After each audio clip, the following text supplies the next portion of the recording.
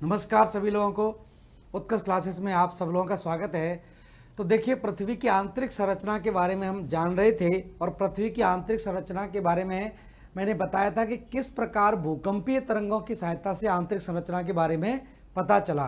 P तरंगों से तो हमें घनत्व का पता चल जाता है कि कहाँ पर घनत्व ज़्यादा है, कहाँ पर कम है, क्योंकि पी तरंगों की गति प्रभावित होती है किससे? घनत्व से, ठीक है, डेंसिटी से प्रभावित होती है। और उसके बाद जो दूसरी तरंगें हैं, सेकेंडरी वेव्स या एस तरंगें जिनको हम बोलते हैं, एस तरंगें एक निश्चित दूरी पर जाकर, या ये कहें पृथ्वी की गहराई में 2900 किलोमीटर की गहराई पर जब एस तरंगें विलुप्त हो रही थी, तो उससे हमको ये पता चला कि पृथ्वी का आंतरिक भाग पूरी तरह से ठोस नहीं है, द्रव अवस्था में है। इसी की वजह से वो क्या हो जाती हैं? विलुप्त हो जाती है। तो ये स्थिति यहाँ पर बनती है। अब इसके बाद देखिए, और हम बात करें इसको एक तरीके से और समझ सकते हैं। जैसे ये मान लीजिए भूपृष्ठ है, इस तरह से मान लीजिए हम भूपृष्ठ ले लेते हैं।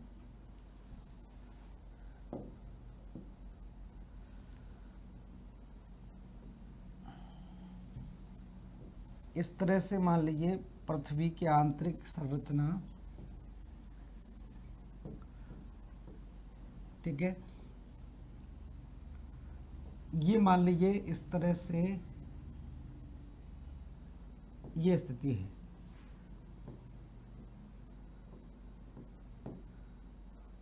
ये महाद्वीप वाला हिस्सा हो जाएगा और ये महासागर वाला भाग हो जाएगा। ये क्या कहलाएगा? ये महासागर है।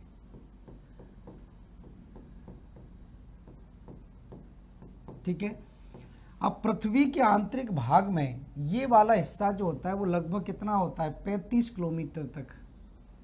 ये यहाँ से लेकर यहाँ तक ये कितना माना जाता है? 35 किलोमीटर तक मान लेते हैं। और ये मान लेते हैं यहाँ पर 750 किलोमीटर। ये कितना मान लिया? 750 किलोमीटर तक।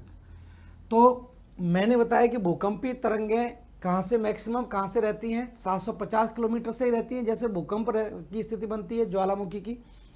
तो भूकंपीय तरंगें जब यहाँ से उत्पन्न होती हैं और उत्पन्न होने के बाद जो लंबवत सबसे नियरेस्ट पाथ होगा वहीं पर सबसे पहले पहुँचेगी, वहीं पर सबसे पहले भूकंपीय तरंगें पहुँचती हैं। मान लीजिए इस भाग से यहाँ से कोई तरंग उत्पन्न होती है और ये तरंग सीधी ऊपर की तरफ जाएगी और ऊपर की तरफ जाने के बाद इस हिस्से से टकराएगी, तो ये तो एपिसेंटर कहलाएगा। ये भाग क्या कहलाएगा? एपिसेंटर कहलाएगा, एपिसेंटर कहलाएगा। ठीक है। अब यहां से ये तरंग क्या होगी? रिफ्लेक्ट होगी, वापस जाएगी और इस भाग में जब तक ये रहेगी, मैंने बताया था कि ये तो पी तरंग है। ये क्या है? पी तरंग है। पी तरंग है यहाँ से लेकर यहाँ तक। लौटने के बाद जब तक इस भाग में ये रहेगी, और ये भाग क्या है? महाद्वीपीय। ये क्या है? महाद्वीपीय क्रस्ट है। महाद्वीपीय क्रस्ट, महाद्वीपीय क्रस्ट है, महाद्वीपीय क्रस्ट है। और ये क्या है? ये महासागरीय क्रस्ट है, महासागरीय क्रस्ट। ये क्या कहलाता है? महासागरीय क्रस्ट कहलाता है। ठीक है। अब महासागरीय क्रस्ट कौन सी चट्टानों का बना होता है? तो आपको पता होना चाहिए महासागरीय क्रस्ट किसका बना होता है? बेसाल्ट का बना होता है, बेसाल्ट चट्टानों का। और महाद्वीपीय क्रस्ट किसका बना होता है? ग्रेनाइट का बना होता है, ग्रेनाइट चट्टानों का बना होता है। अब यहाँ से पी तरंगें ऊपर टकराने के बाद जब लौटती हैं और जब तक ये ग्रेनाइट की चट्टानों में रहती हैं, तो इसके बारे में जो पता लगाया, तो यहाँ पर इन चट्टानों को नाम क्या दे दिया? यहाँ पर इन तरंगों को नाम क्या दे दिया? पीजी। यहाँ पर ये क्या कहलाएगी? पीजी तरंगें कहलाएगी, पीजी। ठीक है। अब यहाँ से यही तरंगें अगर इसमें प्रवेश कर जाती हैं, मतलब महासागरीय क्रस्ट के नीचे आ जाती हैं, तो इसका नाम बदलकर यहाँ पर क्या हो जाएगा? पी स्टार हो जाएगा, पी स्टार। ठीक है। इसी प्रकार से यहाँ से दूसरी प्रकार की तरंगें आती हैं। मान लीजिए यहाँ से एस तरंगें आई, एस तरंगें, और एस तरंगें इसके बाद पहुंचने के बाद जब ये तरंगें भी रिफ्लेक्ट होगी तो इस तरह से रहेगी। तो जब तक ये ग्रेनाइट की चट्टानों पर रहेगी, ग्रेनाइट की चट्टानों के अंदर ये पाई जाएगी, तो इसको हम क्या बोल देंगे, यहाँ पर ये क्या कहलाएगी, यहाँ पर ये PG कहलाएगी। ठीक है, यहाँ पर इसको मैं इधर लिख देता हूँ, यहाँ पर ये क्या कहलाएगी, ये SG कहलाएगी। ठीक है, और जैसे ये महाद्वीपीय क्रस्ट के नीचे आ जाएगी तो इसका नाम बदलकर क्या हो जाएगा, S स्टार हो जाएगा। तो ध्यान रखना PG और SG कहाँ पर पाई जा रही हैं, महाद्वीपीय क्रस्ट में पाई जा रही हैं, और P स्टार और S स्टार कहाँ पर पाई जा रही हैं, महासागरीय क्रस्ट में पाई जा रही हैं। तो इस तरह की स्थिति यहाँ पर बनती है, ये स्थिति यहाँ पर है, तो इसके नाम इसी तरह से दिए गए हैं। तो इस तरह से ये नामकरण यहाँ पर आपका लिया गया है कि कहाँ पर कौन सी स्थिति बनती है। तो P स्टार और S स्टार इस तरह की स्थिति बनती है।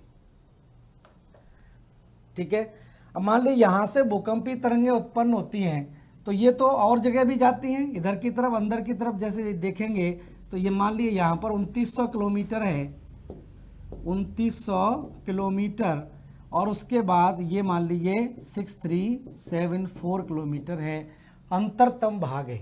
ठीक है, अब ये जो महाद्वीपीय, ये जो यहाँ से रिफ्लेक्ट होती हैं या यहाँ से किसी और भी तरफ जाती, मान लीजिए इस जगह से भूकंपीय तरंगें उत्पन्न होती हैं यहाँ से, तो ये तरंगें इधर भी जाएंगी, इधर भी जा रही हैं तो इधर भी जाएंगी, चारों तरफ जाती हैं।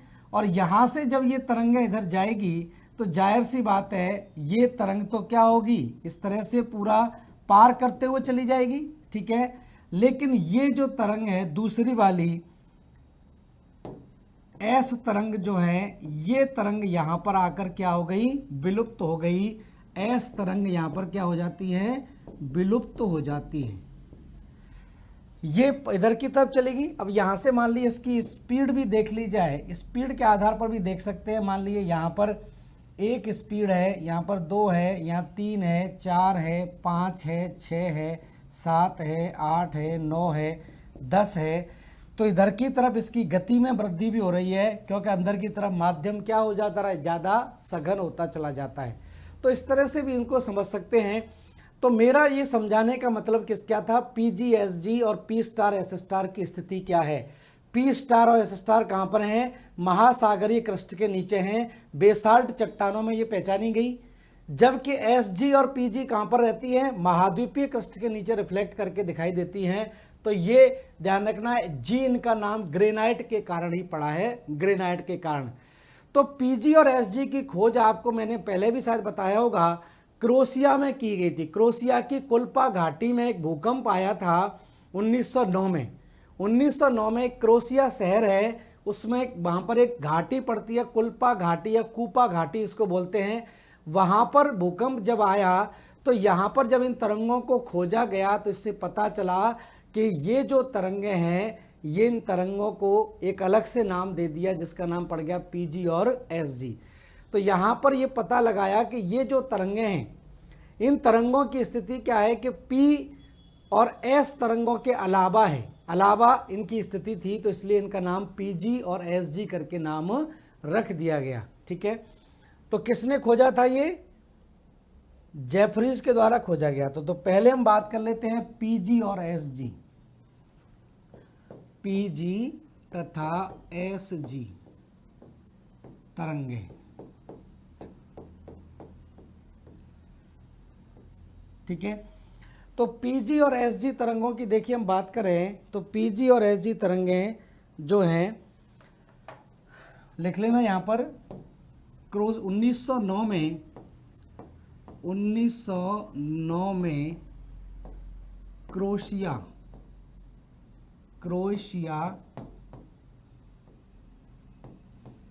क्रोशिया की कुल्पा घाटी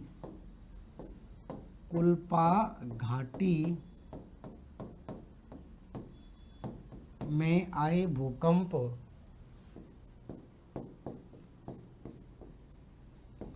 भूकंप के उपरांत P तथा S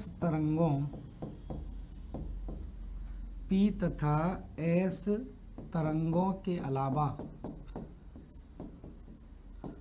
P तथा S तरंगों के अलावा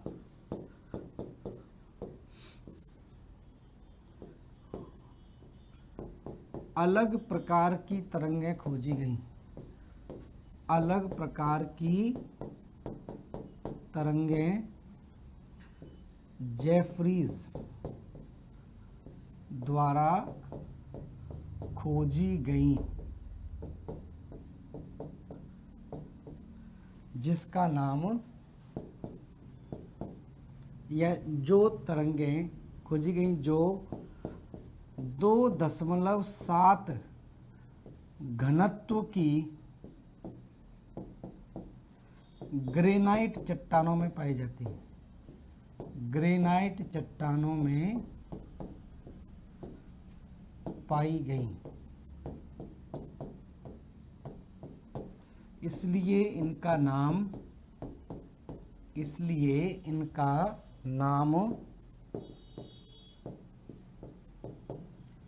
PG तथा SG रखा गया। ये ध्यान रखें बस, कब खोजी गई, किसने खोजी और कहाँ पर खोजी। ठीक है, इसको थोड़ा सा ध्यान रखें, और कितने घनत्व में चलती हैं ये भी आपको थोड़ा सा याद रखना है। तो कम घनत्व वाले चट्टानों में ये पाई जाती है। इसके बाद हम बात करें दूसरे तरह की तरंगों की, जिसको हम बोलते हैं क्या, P स्टार और S स्टार। तो P स्टार और S स्टार तरंगों की खोज आपको पता ही था, मैंने कोनार्ड के द्वारा खोजी गई। कोनार्ड जब टॉर्न में एक जगह पड़ती है, टॉर्न में जो भूकंप आया उसकी खोज कर रहे थे, तो कोनार्ड महोदय ने ये पाया कि P तरंगें और PG तरंगों के बीच में एक और भी अलग प्रकार की तरंगें पाई जाती है, जिनको नाम दे दिया P स्टार और S स्टार। ठीक है, इस तरह से ध्यान रखें। नेक्स्ट देख लें आगे, P स्टार तथा S स्टार तरंगें। P स्टार तथा S स्टार, ठीक है, ये दो तरंगें और हैं। तो लिख लेना यहाँ पर 1923 में, 1923 में टॉर्न में आए भूकंप, टॉर्न में आए भूकंप से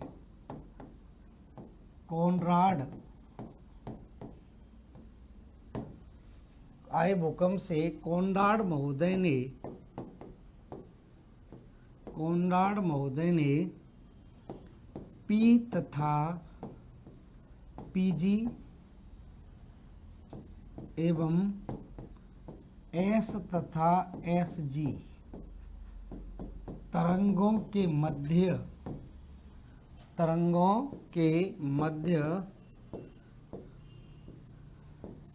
एक अलग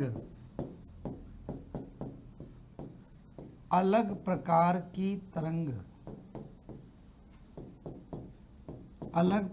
की तरंग का पता लगाया, जिसे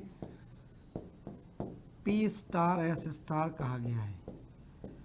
P स्टार तथा S स्टार कहते हैं।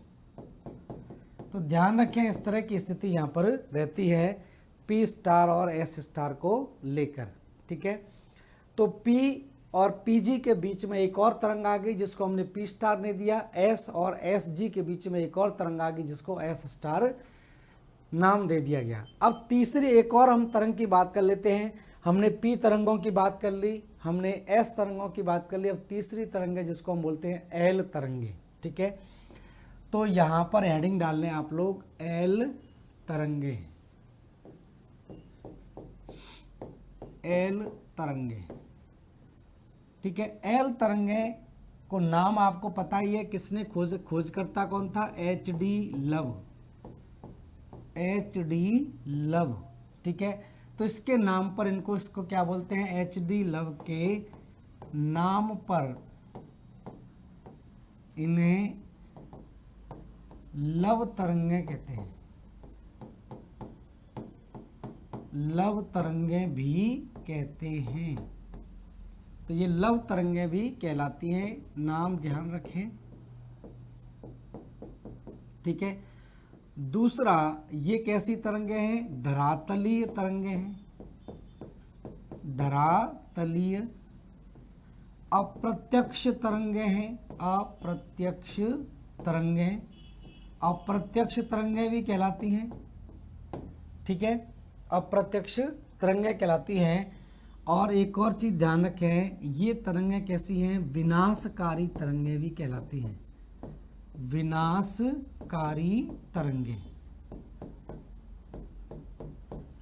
विनाशकारी तरंगों के नाम से भी जानी जाती हैं, क्योंकि भूपृष्ठ पर सबसे ज़्यादा नुकसान पहुंचाती हैं विनाशकारी तरंगे।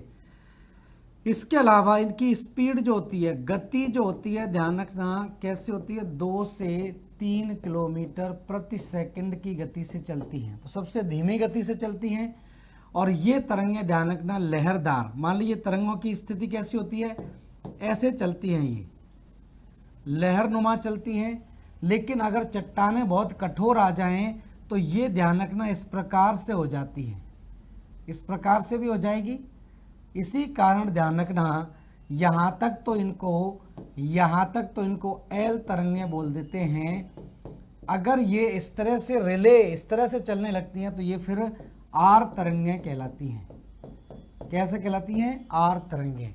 तो रिले के नाम पर इसको नाम क्या दे दिया गया? आर तरंगे भी।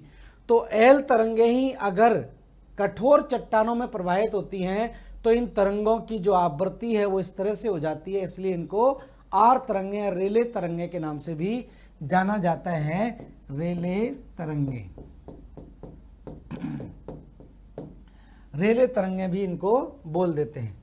तो इस तरह से ध्यान रखें, लव तरंगे सबसे धीमी गति से चलती हैं और ध्यान रखना केवल क्या चलती हैं? अर्थ क्रस्ट में, क्रस्ट में प्रवाहित होती हैं, क्रस्ट में प्रवाहित होती हैं, ठीक है। तो इस तरह से ध्यान रखें। और पी और एस तरंगों का परिणाम है, इसलिए इनको क्या बोलते हैं? अप्रत्यक्ष बोलते हैं। मतलब प्रत्यक्ष रूप से ये जमीन के नीचे से या भूगर्भ से नहीं निकलती हैं, ऊपरी सतह पर ये पाई जाती हैं, ठीक है। और लहरनुमा चलती हैं। कैसे चलती हैं? लहरनुमा, लहरनुमा या जिगजग, जिगजग भी बोलते हैं इंग्लिश में, जिगजग।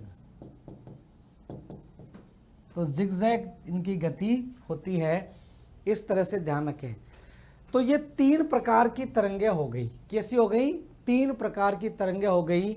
अब इन तरंगों की प्रकृति से, इन तरंगों की प्रकृति के आधार पर क्या किया कि बहुत सारे वैज्ञानिकों ने फिर अपने अपने सिद्धांत दिए कि पृथ्वी का आंतरिक भाग किस प्रकार से हो सकता है। अब इन तरंगों की प्रकृति के आधार पर देखें तो देखिए, इन तरंगों की प्रकृति से ये तो पता चल गया कि भूपृष्ठ की ऊपरी भाग जो है वो बहुत कम घनत्व वाली चट्टानों से निर्मित है, क्योंकि यहाँ पर इनकी गति सबसे धीमी थी। उसके बाद नीचे नीचे घनत्व क्या होता है? बढ़ता चला जाता है, और एक स्थान ऐसा आता है जहाँ पर एस तरंगें गायब हो जाती हैं, तो वो भाग कैसा कहलाएगा? वहाँ से द्रव अवस्था शुरू हो जाती है। एस तरंगें विलुप्त हो गई तो द्रव है, और फिर से पी तरंगों की गति में वृद्धि हो गई तो फिर से ये भाग कैसा कहलाता है? ठोस भाग कहलाता है। इस आधार पर, इस तरह से इन भूकंपीय तरंगों के आधार पर अलग अलग वैज्ञानिकों ने पृथ्वी की आंतरिक संरचना के लिए अपने अपने मॉडल दिए हैं। जैसे स्वेस ने अपना रासायनिक संरचना के आधार पर दे दिया है।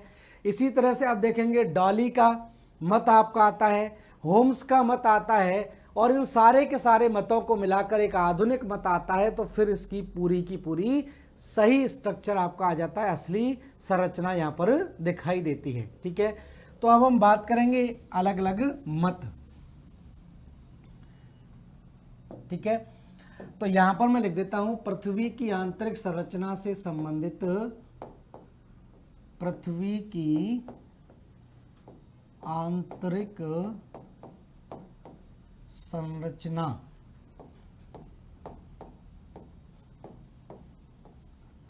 से संबंधित मत। तो संबंधित लोगों के क्या है, थ्योरीज हैं, सिद्धांत हैं, मत हैं, संकल्पनाएं हैं, वो आपकी आती हैं।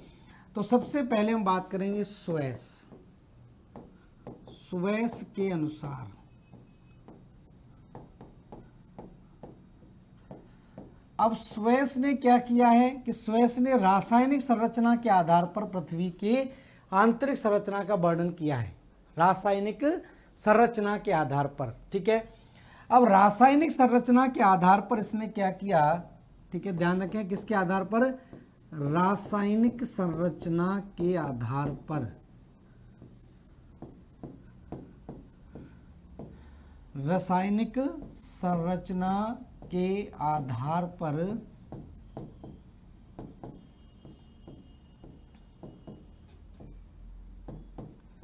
पृथ्वी की आंतरिक संरचना, पृथ्वी की आंतरिक संरचना का वर्णन। तो पृथ्वी की आंतरिक संरचना का वर्णन इसने किसके आधार पर किया है, ठीक है, इसने अपना इसका वर्णन जो किया है वो,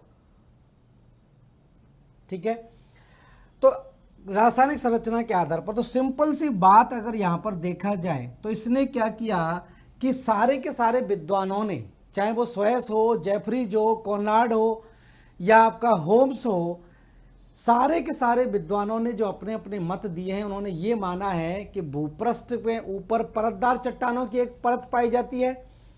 अब सादी चट्टानों की या परतदार चट्टानों की क्रस्ट है, उसके अलावा जो पार्ट है वो अलग अलग है। तो इन्होंने 3 भागों में इसको विभाजित किया, 3 पार्ट में इसने विभाजित किया है।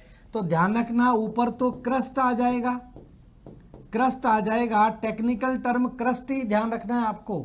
भूपरपट्टी भले ही मत ध्यान रखना, लेकिन क्रस्ट जरूर ध्यान रखना। क्रस्ट ही ज़्यादातर लिखा रहता है, लेकिन शुद्ध हिंदी में इसको भूपरपट्टी बोलते हैं। तो इस तरह ध्यान रखें। क्रस्ट के अलावा इसने क्या किया है, ऊपर से नीचे जैसे जैसे तत्व पाए जाते हैं उस आधार पर इसने 3 भागों में विभाजित किया है। जैसे इसके जस्ट बाद इसने बताया कि क्रस्ट के नीचे क्या है, क्रस्ट के नीचे सियाल है, सियाल के नीचे सीमा है, और सीमा के बाद क्या है, यहाँ पर नीफे आता है। सीमा के बाद क्या आ जाता है, नीफे। तो इस तरह से इसने विभाजित किया है इसको 3 भागों में। क्रस्ट के अलावा 3 पार्ट में इसने विभाजित किया है, ठीक है। ऐसे समझ लीजिए इसको, स्वेस का मत। यहाँ पर देखिए स्वेस के अनुसार, डायग्राम के थ्रू समझ लेते हैं।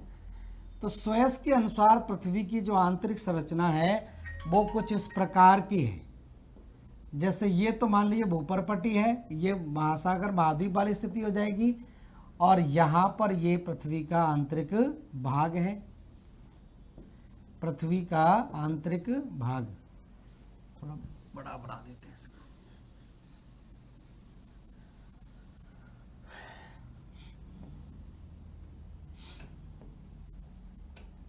इसी से आप सारी चीज़ें लिख सकते हैं, नोट कर सकते हैं। तो ये वाला भाग तो मान लीजिए इस तरह से भूप्रॉपर्टी वाला हिस्सा हो जाएगा। ये तो सब लोगों ने क्या माना है, परतदार चट्टानों वाला हिस्सा माना है। तो ये क्या है, परतदार चट्टानें हैं, परतदार चट्टानें, ठीक है। परतदार चट्टानों को माना है। उसके बाद इन्होंने क्या किया है, इसको 3 भागों में इस तरह से विभाजित कर लिया है।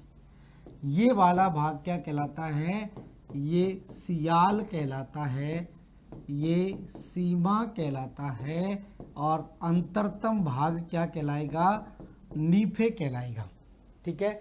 सियाल, सीमा और नीफे। अब इन्होंने बताया कि जो सियाल है उसका घनत्व क्या होगा, कम होगा, इसका घनत्व क्या होगा, कम घनत्व होगा, और इसका जो घनत्व जो माना है इन्होंने लगभग 2.7 से लेकर कितना माना है, 4.7 तक, 2.7 से 3 तक, इसमें इसका जो घनत्व कितना है 2.7 से लेकर 3 तक इसका घनत्व माना गया है। ठीक है, सीमा की बात करें तो यहाँ पर इन्होंने 3.0 से लेकर 4.7 तक का घनत्व इन्होंने माना है। और नीफे की बात करें तो इसने घनत्व कितना बताया है, 11। डेंसिटी कितनी बताई है, 11 डेंसिटी। अब स्याल किन किन पदार्थों से मिलकर बना है, तो देखिए स्याल, ये वाली परत किसकी बनी हुई है, ये वाली परत जो है वो सिलिका तथा एल्यूमिनियम, सिलिका और एल्युमिनियम जैसे तत्वों से बनी हुई है। मध्यवर्ती परत जो है इसी को बाद में क्या बोला गया है, मेंटल बोला गया है। ये आपका क्रस्ट है, मेंटल है, और ये क्या कहलाता है, कोर कहलाता है। सीमा वाला पार्ट जो है ये किससे बना हुआ है, सिलिका प्लस मैग्नीशियम, सिलिका और मैग्नीशियम से बना हुआ है। और नीफे की बात करें तो नीफे से नी से हो जाएगा निकिल और एफ से हो जाएगा फेरस, या इसके क्या बोल देंगे, लोहा हो जाएगा, फेरस या लोहा। ठीक है, तो सबसे भारी तत्व कहाँ है, नीचे की तरफ है, इसी वजह से इनका घनत्व क्या है, ज़्यादा घनत्व यहाँ पर दिखाई देता है। तो ये स्थिति यहाँ पर बनती है कि क्या इसको लेकर, तो ये परतदार चट्टानों के अलावा ये 3 पार्ट में डिवाइड है, स्याल, सीमा और नीफे। लिख लीजिए इसको फटाफट से।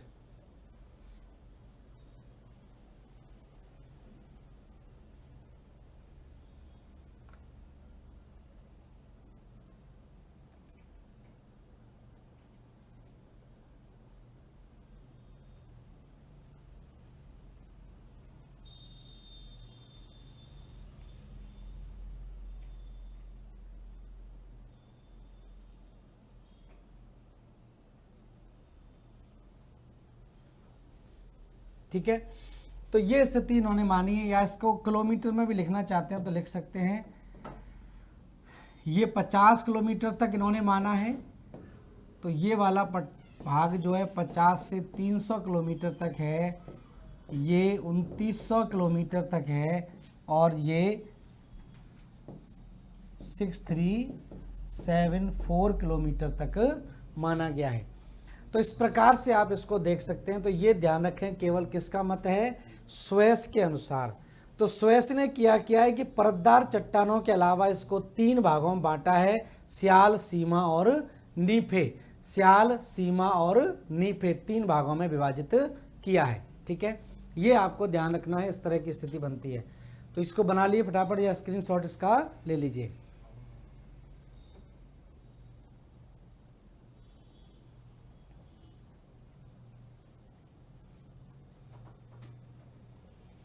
ठीक है, तो इस तरह की स्थिति बनती है इसको लेकर। अब देखिए हम बात करें, अगला जो मत आता है वो मत है आपका डॉली का।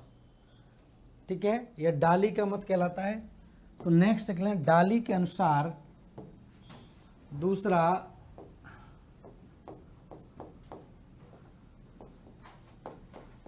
डाली के अनुसार, तो डाली के अनुसार हम बात करें तो इसने क्या किया है, घनत्व के आधार पर विभाजित किया है, डेंसिटी के आधार पर इसने परतों को विभाजित किया है, घनत्व के आधार पर इसने परतों को बांटा है। ठीक है, तो 3 परतें इसने ली हैं, 3 परतें। तो ध्यान रखें, डाली ने घनत्व के आधार पर, घनत्व के अनुसार पृथ्वी,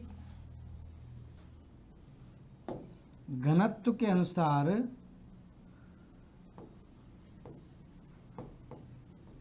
पृथ्वी की आंतरिक संरचना को, आंतरिक संरचना को 3 भागों में,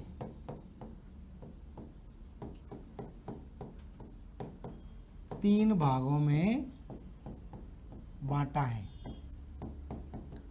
तो 3 भागों में इसने विभाजित कर दिया है। तो सबसे पहले बाहरी परत कहलाती है, आउटर जोन इसने बोला है, और आउटर जोन में इसने बताया कि खासकर सिलिकेट पदार्थों से बनी हुई है, और सिलिकेट मतलब रेत से बना होगा तो इसका घनत्व कैसा होगा, कम होगा, तो इसका घनत्व इसने 3 माना है। ठीक है, तो पहली इसने लिखी है आउटर जोन या बाहरी परत, बाहरी परत।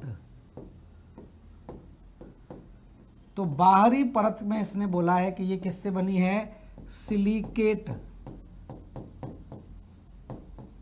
सिलिका से बनी है, सिलिकेट के पदार्थों से निर्मित, पदार्थों से निर्मित है।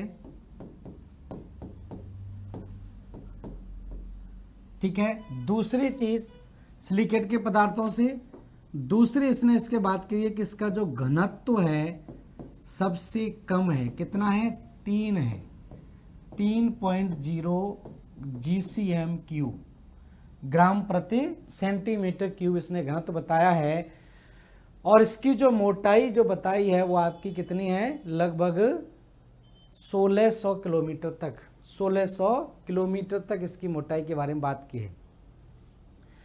इसके बाद हम बात करें मध्यवर्ती परत। ठीक है, कम घनत्व वाला है ये सबसे ऊपर। दूसरी हम बात करें मध्यवर्ती परत, मध्यवर्ती परत या इंटरमीडिएट जोन। अब इस इंटरमीडिएट जोन की बात की जाए तो इंटरमीडिएट जोन में डॉली के द्वारा ये बताया गया है कि इसका घनत्व जो है वो 4.5 से लेकर 9 तक है। घनत्व कितना है, 4.5 से लेकर 9 तक। तो लोहे और सिलिकेट से बनी हुई है। ठीक है, तो ये ध्यान रखना किससे बनी हुई है, लोहा, लोहे तथा सिलिकेट पदार्थों से निर्मित, पदार्थों से निर्मित है। ठीक है, और ये ध्यान रखना इसका घनत्व इसने कितना बताया है, 4.5 से लेकर 9 तक GCM3। तो घनत्व इसका 4.5 से लेकर 9 तक का घनत्व बताया है, 4.5 से लेकर 9 तक। उसके बाद इसने तीसरी परत की बात करी है जिसको बोलते हैं केंद्रीय परत, केंद्रीय परत या सेंट्रल जोन की बात की है। और सेंट्रल जोन का जो नीचे जो भाग है वो ठोस बताया पूरी तरह से। और ये कैसा बोला है इसने कि ये पूरी तरह से लोहे से बनी हुई है जिसका घनत्व जो है वो आपका 11.6 तक बताया है। ठीक है, तो ध्यान रखें तीसरी परत की जो बात इसने की है इसको बोलते हैं केंद्रीय परत, सेंट्रल जोन, केंद्रीय परत।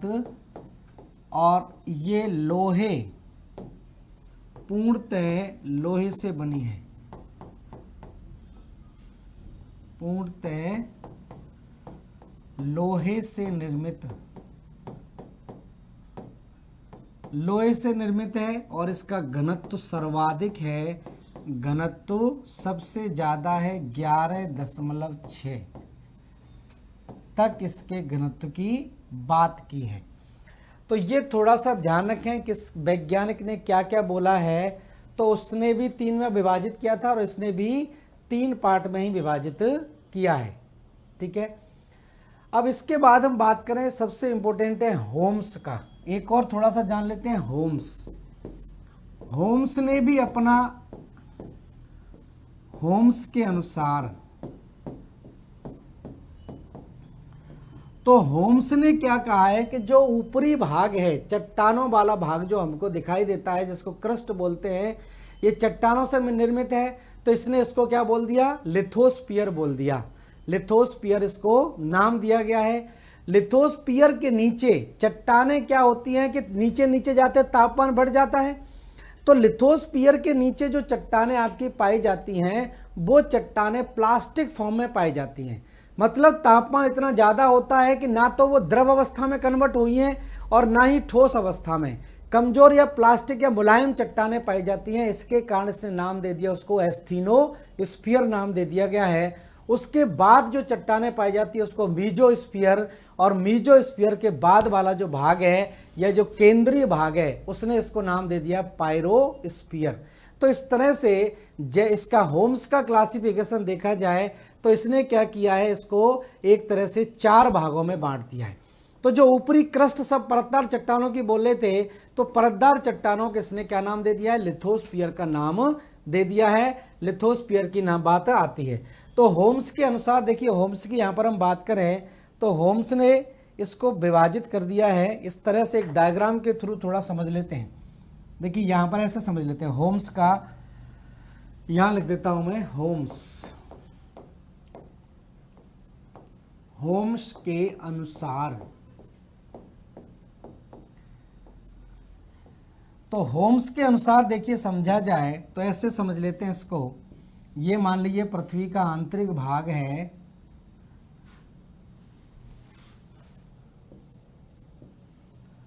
इस तरह से यहां पर ये इस तरह की स्थिति है, और यहां पर क्या है, महाद्वीप है, ऊंचे ऊंचे महासागर हैं, इस तरह की स्थिति है। ठीक है, तो ये भाग आपका इस तरह से दिखाई देता है, जिसमें महाद्वीप और महासागर वाला भाग है। ठीक है, यहाँ पर महासागर है, ये जल भरा हुआ है, ये महासागर ले लेते हैं इस तरह से।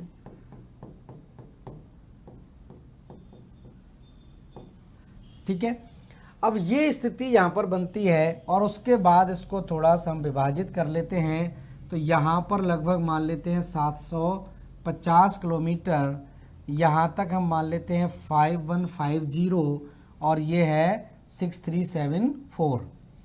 तो ये वाली जो गहराई है, ये महाद्वीप और महासागर में अलग अलग होती है। महाद्वीपों पर इसकी मोटाई सबसे ज़्यादा होती है। तो इसको देखिए हमने मान लिया कितना, 35 किलोमीटर तक, 30 से 35, इसको मान लिया कितना, 750 किलोमीटर तक, इसको मान लिया 5150 तक, या इसको इस तरह से मानिए, ऐसे लेते हैं 750, ये 750 किलोमीटर तक हो गया, ये 2900 किलोमीटर तक हो गया, और ये 5150 किलोमीटर तक, और ये 6374 किलोमीटर तक। ठीक है, तो इस तरह की स्थिति को यहाँ पर अगर आप समझेंगे, इस तरह की स्थिति को यहाँ पर समझें, तो इसको ऐसे बांट देते हैं।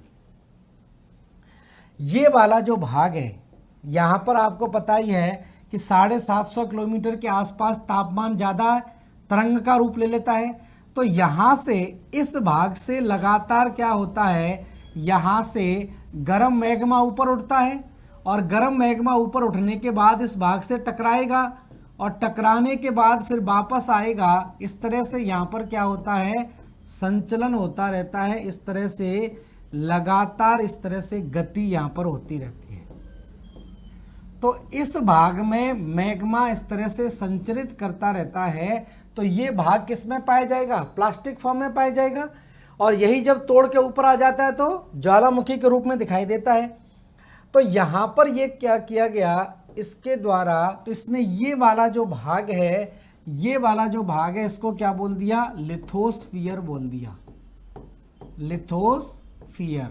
ठीक है, या स्थल मंडल नाम दे दिया, स्थल मंडल। ठीक है, अब ये तो कठोर चट्टानों से निर्मित है, ये महाद्वीप है और ये महासागर है। उसके नीचे का भाग आप देख रहे हैं, यहां पर लगातार मैग्मा का संचरण हो रहा है। तो यहां पर जो चट्टानें कैसी होगी, वो प्लास्टिक फॉर्म में पाई जाती है, पिघली हुई अवस्था में पाई जाती है। तो ये वाला भाग है, इसने इसको नाम दे दिया क्या, एस्थीनोस्फीयर। इसको नाम क्या दिया है, एस्थीनोस्फीयर या दुर्बल मंडल, दुर्बल मंडल नाम दिया है। ठीक है, उसके बाद यहां से लेकर यहां तक ये वाला जो भाग है, इस भाग को इसने नाम दे दिया है क्या, मध्य मंडल या मीजोस्फीयर। क्या नाम दिया है, मध्य मंडल या मीजोस्फीयर। और सबसे निचला भाग जो है, ये वाला भाग है, इसने इसको नाम दे दिया है बेरीस्फीयर या पायरोस्फीयर, पायरोस्फीयर, या इसी को केंद्रीय मंडल भी बोल देते हैं। क्या बोल देते हैं, केंद्रीय मंडल, केंद्रीय मंडल के नाम से भी जाना जाता है। तो इसने अलग अलग नाम दे दिया इस प्रकार से। तो यहाँ से ध्यान रखना है कि किस प्रकार से इसने इसको विभाजित किया है। तो ये स्थिति आपको ध्यान रखनी है। ये मध्य मंडल कहलाएगा, एस्थीनोस्फीयर, उसके ऊपर क्या है, लिथोस्फीयर है, ये केंद्रीय मंडल है। तो ये होम्स के अनुसार आपको चीज़ों को ध्यान रखना है कि होम्स ने किस प्रकार से ये वर्गीकरण यहाँ पर किया है। होम्स का वर्गीकरण आपको इसी तरह से ध्यान रखना है, स्थल मंडल, बैरी स्फीयर, इस तरह से। क्लियर है? तो बना ली इसको फटाफट से।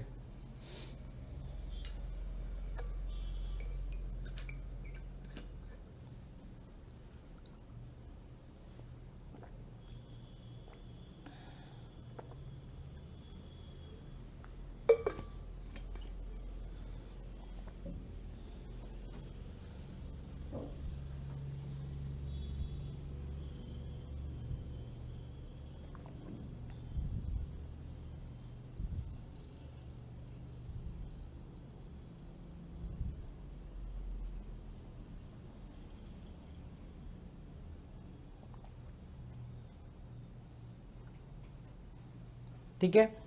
अब ये जो सारे के सारे मत दिए गए लोगों के द्वारा, इन सब को मिलाकर फिर IUGG के अनुसार, international union of geodesy and geophysics, उसके द्वारा आधुनिक मत दिया गया।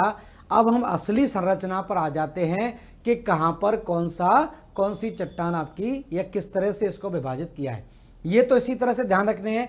अब हम बात कर लेते हैं आगे आधुनिक मत। आधुनिक मत, और आधुनिक मत जो है मॉडर्न थ्योरी, और मॉडर्न थ्योरी ने क्या किया, वैज्ञानिकों का एक समूह बनाया, और इस अंतरराष्ट्रीय संस्था का नाम आपने सुन ही रखा होगा, IUGG। IUGG की फुल फॉर्म है international union of geodesy and geophysics.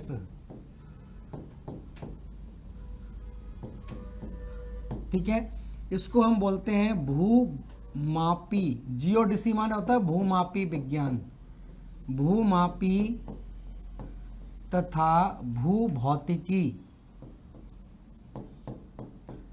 भूमापी तथा भूभौतिकी विज्ञान का अंतरराष्ट्रीय संघ, अंतरराष्ट्रीय संघ।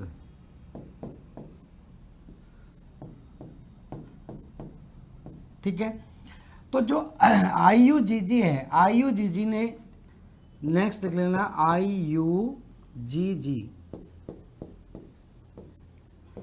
IUGG के अनुसार पृथ्वी की आंतरिक संरचना, पृथ्वी की आंतरिक संरचना।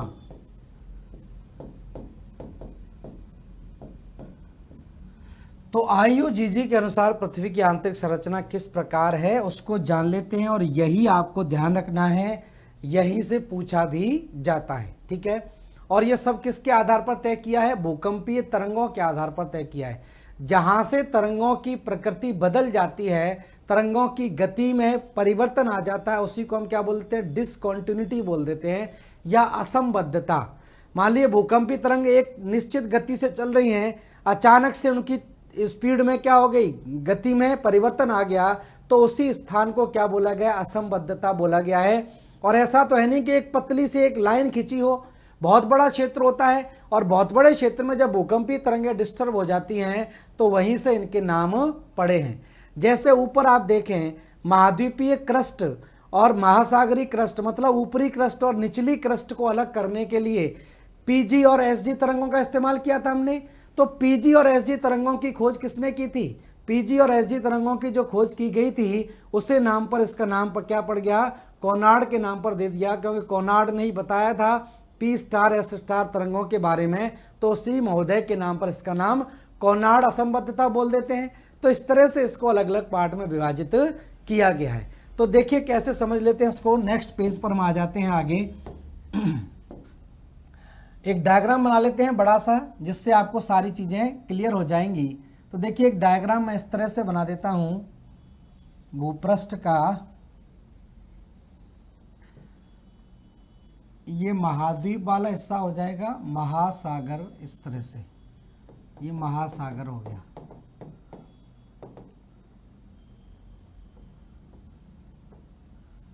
एक तो ये स्थिति यहां पर बन जाएगी, ठीक है।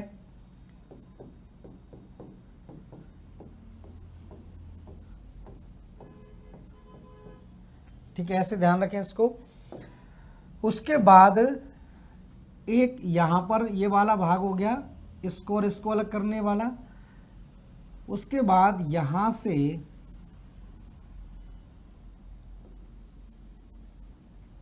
ठीक है इस तरह से उसको विभाजित कर लेते हैं। ऊपरी क्रस्ट और निचले क्रस्ट को हम बांट देते हैं, या असंबद्धता है तो उसको डबल में लिख देता हूं, मेरे को ऐसे कर देते हैं।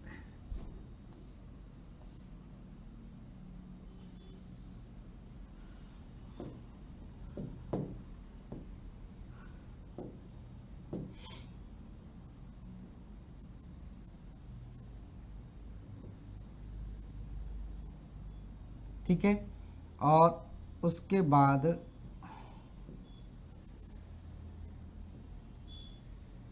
ठीक है, तो ये क्रस्ट वाला भाग है, ये मेंटल वाला भाग है, और ये क्या हो जाएगा, कोर वाला भाग हो जाएगा।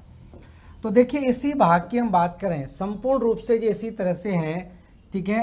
3 भाग में ये विभाजित है, यहां से लेकर यहां तक क्या है, क्रस्ट है। यहां से यहां तक क्या है, मेंटल है या प्रवार है, प्रवार बोलते हैं। और यहां से यहां तक क्या हो जाएगा, क्रोड हो जाएगा या कोर। मेंटल MENTLE और क्रस्ट, ठीक है। ये स्थिति यहां पर बनेगी। अब ऊपरी भाग की हम बात करें, ऊपरी हिस्से की हम अगर बात करते हैं तो इसको अलग करने वाला क्षेत्र आपका हो जाएगा,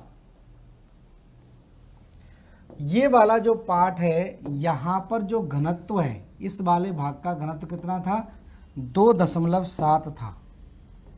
इसका घनत्व 2.7। यहां पर घनत्व कितना आ गया, 3.1 वाला घनत्व आ गया। और आपको बताया ही था मैंने, इस भाग में तरंग कौन सी थी, PG और SG थी, और ये यहां पर आगे थी तो क्या हो गया था, P* और S* के रूप में जानी गई, ठीक है।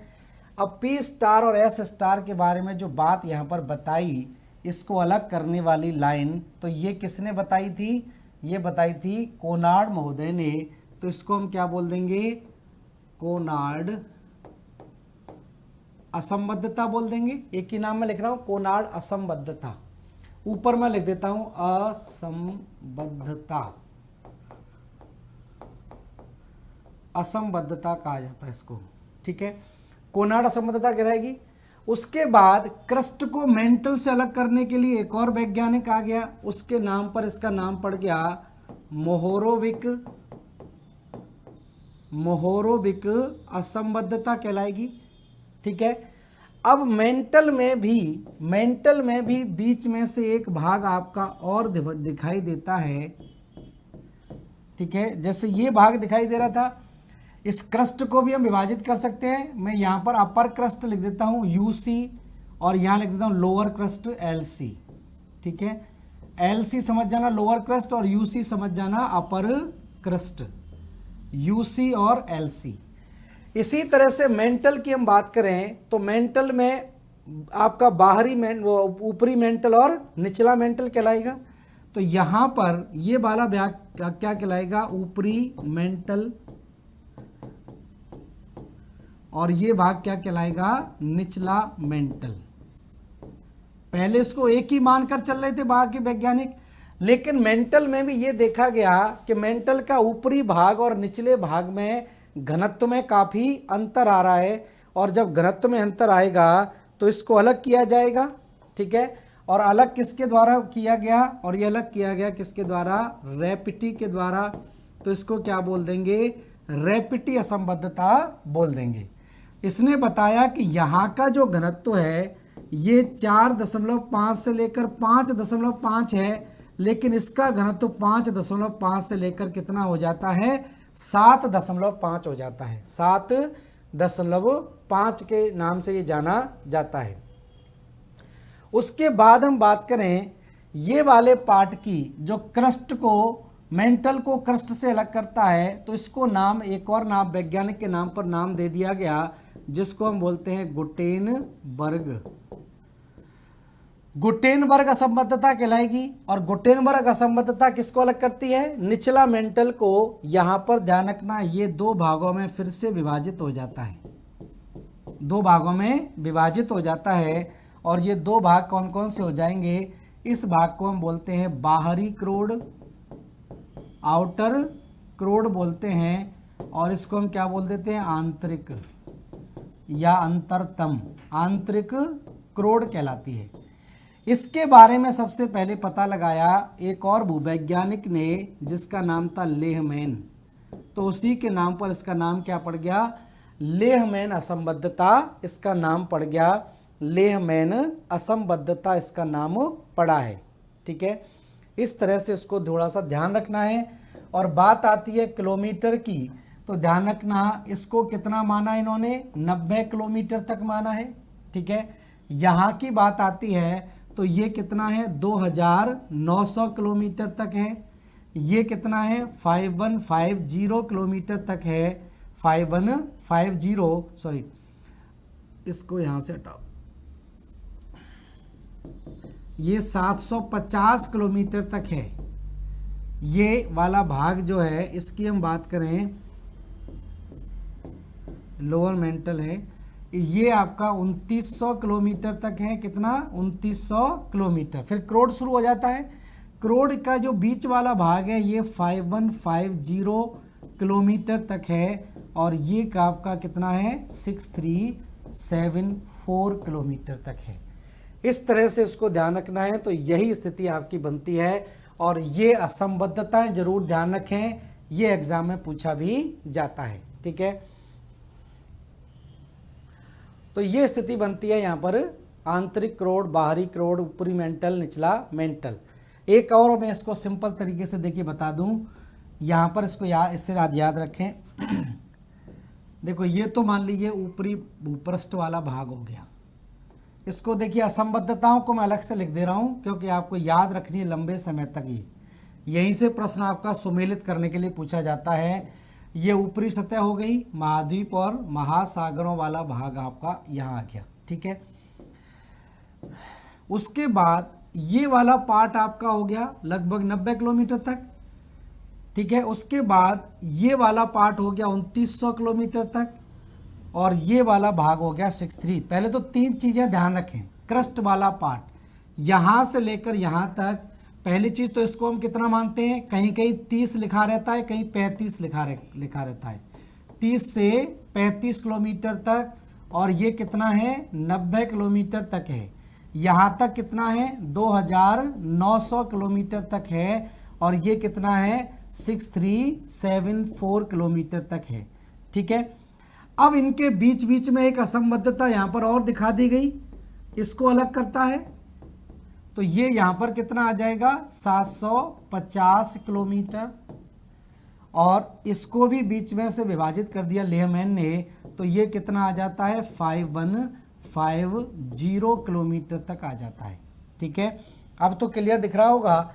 तो ये वाला भाग देखिए, यहाँ से लेकर यहाँ तक 90 किलोमीटर तक वाला भाग क्या कहलाता है, क्रस्ट कहलाता है।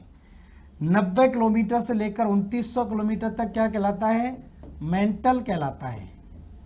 और 2900 से केंद्र तक का वाला भाग क्या कहलाता है, इसको हम बोलते हैं क्रोड। क्रोड इसको बोलते हैं प्रवार, और इसको बोलते हैं भूपर्पटी। क्लियर है? ठीक है, अब ये वाला जो भाग है यहां से लेकर यहां तक, इस भाग में घनत्व कितना था 2.7 था। यहाँ घनत्व कितना आ गया 3.1 या 3.0 तक। यहाँ घनत्व कितना आ गया 4.5 से 5.5 तक।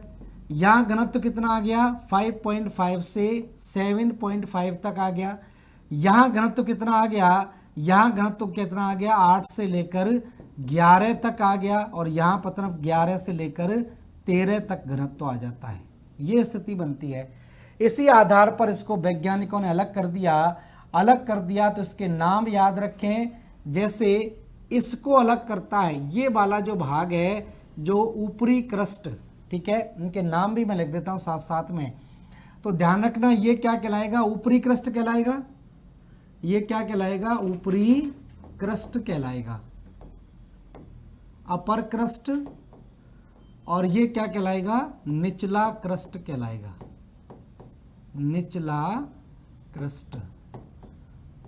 ठीक है, ये क्या कहलाएगा, इसको हम बोलते हैं ऊपरी मेंटल, ऊपरी मेंटल। और ये क्या कहलाएगा, निचला मेंटल, लोअर मेंटल, निचला मेंटल। ये क्या कहलाएगा, बाहरी क्रोड, बाहरी क्रोड। और ये क्या कहलाएगा, आंतरिक क्रोड या अंतरतम क्रोड लिख सकते हैं। ठीक है, अब इसको अलग कर देते हैं। तो यहां पर अलग किसके द्वारा पता लगाया गया, P star S star Konrad महोदय के द्वारा। तो इसको हमने क्या बोल दिया, इसको कोनार्ड या कोनराड असंबद्धता, असंबद्धता, कोनार्ड असंबद्धता या डिसकंटिन्यूटी कहलाएगा। ठीक है, ये वाला भाग निचला क्रस्ट और ऊपरी मेंटल, निचला क्रस्ट और ऊपरी मेंटल या क्रस्ट या मेंटल को अलग करने वाली रेखा क्या कहलाएगी, इसको हमने क्या बोल दिया, मोहोरोविक, मोहोरोविक। ये मोहोरोविक असंबद्धता कहलाई। उसके बाद ऊपरी और निचले इन दोनों के बीच के जो भाग है इसको अलग करता है। इसको हमने नाम दे दिया क्या, रैपिटी असंबद्धता, रैपिटी असंबद्धता कहलाएगा। निचला मेंटल और क्रोड या मेंटल को अलग करने वाला जो भाग है इसको क्या बोलते हैं, गुटेनबर्ग, गुटेनबर्ग असंबद्धता कहलाएगा। और बाहरी क्रोड और आंतरतम क्रोड को अलग करने वाला भाग है, इसको हमने क्या बोल दिया, इसको बोलते हैं लेहमैन, लेहमैन असंबद्धता। ये आपको ध्यान रखनी है, डायग्राम के थ्रू आपको इसी तरह से याद रखना है जिससे आपको आसानी हो जाए। ठीक है, तो ये पार्ट आपका बनता है पृथ्वी की आंतरिक संरचना वाला। तो आंतरिक संरचना से आपको इस तरह से चीज़ों को प्रॉपर तरीके से याद रखना है। या तो सीधा ही पूछ लेंगे कि क्रस्ट को मेंटल से अलग कौन सी असंबद्धता करती है, तो मोहोरोविक है। क्रस्ट को मेंटल से अलग कौन कर रहा है, मोहोरोविक कर रहा है। यहां पर क्रस्ट को मेंटल से अलग मोहोरोविक। ठीक है, मेंटल को क्रोड से अलग कौन कर रहा है, गुटेनबर्ग कर रहा है। इसके अलावा 3 और आपको ध्यान रखनी है, ऊपरी क्रस्ट और निचला क्रस्ट पूछा जाए तो कोनराड है, निचला क्रस्ट और ऊपरी मेंटल पूछा जाए तो मोहोरोविक है, और निचला मेंटल और बाहरी क्रोड पूछा जाए तो यहाँ पर ऊपरी मेंटल और निचला मेंटल इन दोनों के बीच में रैपिटी आ जाती है। निचला मेंटल और बाहरी क्रोड गुटेनबर्ग, और बाहरी क्रोड और आंतरिक क्रोड के बीच में लेहमैन का नाम आता है। इस तरह से ये आपको ध्यान रखनी है। बाकी डेंसिटी वगैरह तो बढ़ती चली जा रही है। डेंसिटी में थोड़ा बहुत आंकड़े इधर उधर हो सकते हैं, कहीं 5.7 दे देते हैं तो वो कोई बड़ी बात नहीं है। एक तो ये गहराई याद रखें, ये फिक्स है आपकी क्रस्ट मेंटल क्रोड की गहराई। क्रस्ट 90 किलोमीटर तक है, कहीं कहीं 100 किलोमीटर भी लिखा रहता है। 90 से 2900 किलोमीटर तक मेंटल है, और 2900 से केंद्र तक क्या है, क्रोड वाला भाग कहलाता है। और ये जरूर आपको ध्यान रखनी है। तो धन्यवाद सभी लोगों के जुड़ने के लिए। नमस्कार, थैंक यू सभी लोगों को।